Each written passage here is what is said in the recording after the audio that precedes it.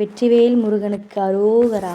வாங்க வீடியோக்குள்ளே போகலாம். நம்ம சேனலில் புதுசாக யாருன்னா பார்க்குறீங்கன்னா சப்ஸ்கிரைப் பண்ணுங்கள், ஸ்கிப் பண்ணாமல் பாருங்கள், பெல் ஐக்கானை தட்டுங்க. அப்போ தான் உங்களுக்கு வந்து ஒன்று நோட்டிஃபிகேஷன் வரும். இந்த வீடியோ வந்து செவ்வாய்க்கிழமை முருக கடவுளுக்கு வெற்றிலை தீபம் அபிஷேகம் பண்ணியிருந்தேன். நான் எப்போ பண்ணேன்னு சொல்லிவிட்டு வீடியோக்குள்ளே போயிட்டு சொல்லலாம். வாங்க வீடியோக்குள்ளே போகலாமா? இது வந்து 1 to 2 நான் வந்து அபிஷேகம் பண்ணியிருந்தேன். பால் அபிஷேகம், தயிர் அபிஷேகம், அப்புறமா வந்து விபூதி அபிஷேகமும் பண்ணியிருந்தேன். 3 அபிஷேகம் பண்ணியிருந்தேன்.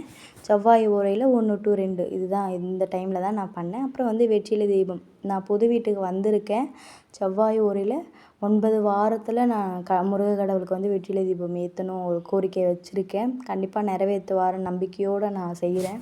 இதான் முதல் வாரம் என்னுடைய வெற்றிலை தீபம் ஏற்றிருக்கிறது புது வீட்டுக்கு வந்த பிறகு. நான் ஆல்ரெடி இதுக்கு முன்னாடி சென்னையில் இருக்கும்போது நான் ஒரு வீட்டில் ஏற்றிருக்கேன். கண்டிப்பாக எல்லாமே நல்லதுக்கே நடக்கும்னு ஏற்றினேன். கண்டிப்பாக நடந்துச்சு. நம்பிக்கையோடு ஏற்றுங்க, நல்ல ஒரு கோரிக்கை வைங்க, கண்டிப்பாக முருககடவுள் வந்து ஏற்றுக்குவார். வெற்றிலை தீபம் ஏற்றுறதுக்கு 6 வெற்றிலை ஏற்றுக்குங்க, சுத்தமான வெற்றிலையாக இருக்கட்டும் ஏற்றுக்குங்க. அப்புறமா வந்து 6 விளக்கு இருக்குது பார்த்திங்களா, அகல் விளக்கு, அந்த அகல் விளக்கு எடுத்துங்க. இல்லைன்னா 6 முகம் விளக்கு இருக்குது பார்த்திங்களா, அதுவுமே எடுத்துக்கலாம்.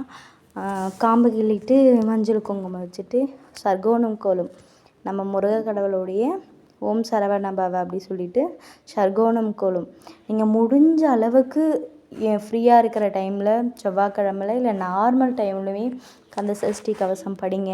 ஓம் சரவண பவ ஓம் சரவண பவ 108 டைம் சொல்லுங்கள். ரொம்ப அற்புதமான விஷயம் எல்லாமே கண்டிப்பாக நடக்கும். இந்த வீடியோ உங்களுக்கு பிடிச்சிருந்தால் லைக் பண்ணுங்கள்.